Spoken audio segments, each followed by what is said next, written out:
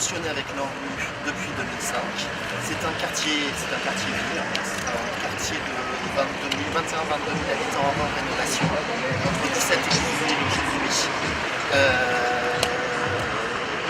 Voilà, avec, on va dire, tous les fondamentaux de la rénovation urbaine dans un territoire, et avec une faiblesse, mais qui s'enfile aux yeux assez facilement, c'est que vous êtes ici dans une partie du quartier avec un structure entre la médiathèque et un espace de centralité qui est la place. Donc on a une phase de projet de rénovation urbaine où on réfléchit dans le cadre des suites avec l'ANRU, que ce soit dans le cadre d'une sortie de convention cash ou d'un ANRU 2, au traitement de la partie la plus à l'ouest du quartier.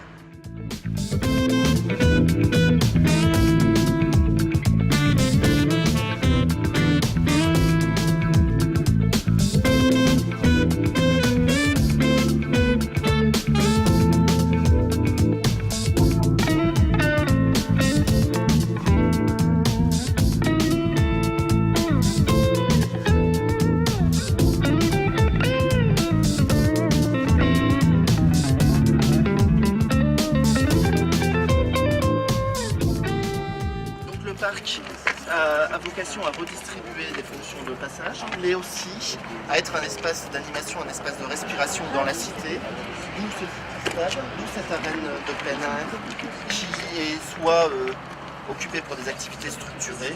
Nous organisons ici des concerts, les gamins qui sont en centre aéré l'été se rejoignent pour goûter ici en fin d'après-midi, même s'ils sont dans d'autres quartiers en centre aéré. Donc ça se veut à la fois un espace organisé, puis un espace qui vit sa vie aussi assez librement.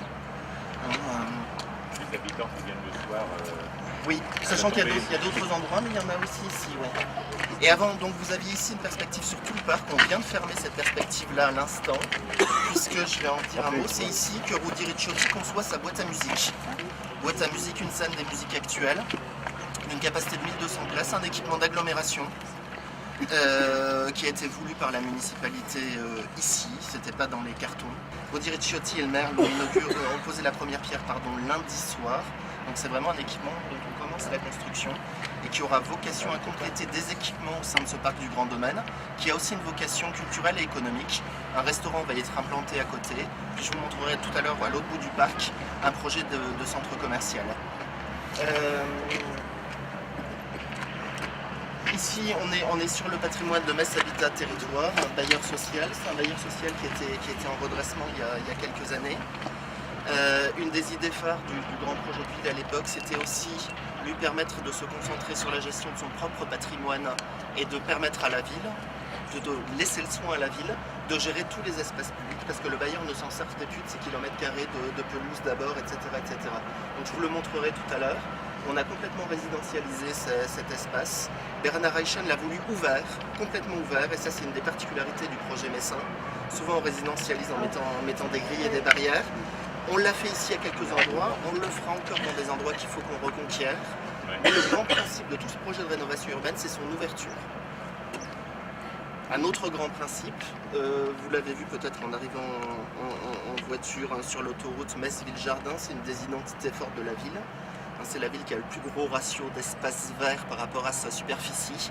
Et ce quartier était peu marqué par ce principe d'écologie urbaine. Bernard Reichen a voulu le réintroduire. Donc on a sur ce parc du Grand Domaine aussi un certain nombre d'essences rares, un certain nombre de projets pédagogiques avec les enfants, des projets de land art, des prairies fleuries. Les gamins y ont planté des arbres, enfin ainsi de suite. Ça se voulait un esprit qui infuse un peu le projet urbain.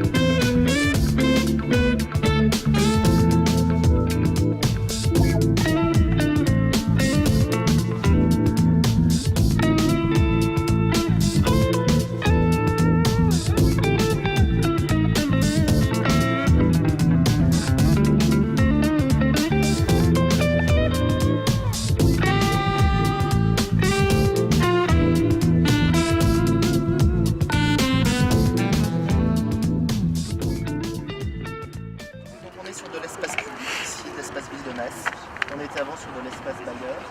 Donc un travail de flashisation, vraiment le nom des façades de ce qui relève du bailleur. Tout le reste est désormais du domaine public, accessible à tous, avec des installations de mobilier urbain, de jeux d'enfants, etc., etc. Sachant qu'il y a deux particularités peut-être assez grandes. Le premier, c'est qu'il a fallu en priver les voitures. Et ça a été un combat énorme, puisque même l'entièreté des travaux livrés, les semis effectués, etc., vous aviez, il y a encore un an à peu près, une quinzaine de bagnoles garées dans les pelouses. Hein, donc on a dû mixer un système très ouvert et un système très défensif. Vous avez vu ces barrières-là. C'est notre troisième tentative de fermer ces cours. C'est la plus moche, mais c'est la seule qui est efficace. On a d'ailleurs pu le tester puisqu'une bagnole a essayé de forcer une telle bagnole et elle avait pu. Donc c'est pas forcément de gaieté de cœur qu'on a installé ces barrières. On espère qu'elles seront provisoires. En attendant, si on veut faire de cet espace-là un espace pour les enfants, surveillable des balcons, etc., il fallait vraiment sortir complètement les bagnoles. Et là, ça a été une ancienne charge de mission, c'est un combat de tous les instants. Un mélange de médiation, de répression. Et l'éducation des habitants, il y a eu toute une campagne de sensibilisation, de médiation avec des médiateurs de propreté, droit commun, entre guillemets, et des médiateurs de quartier politique de la ville, qui sont allés, d'une part, dans chacune des cages d'escalier, voir les locataires. Il y a eu un certain nombre de flyers, etc., etc. Il y a aussi de la répression. La police municipale est passée, verbalise et continue de le faire.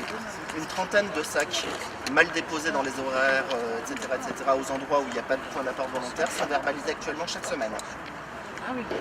Donc on allie toujours, on va dire le droit, la même application du droit ici qu'au centre-ville, mais une médiation beaucoup plus appuyée pour aider les gens.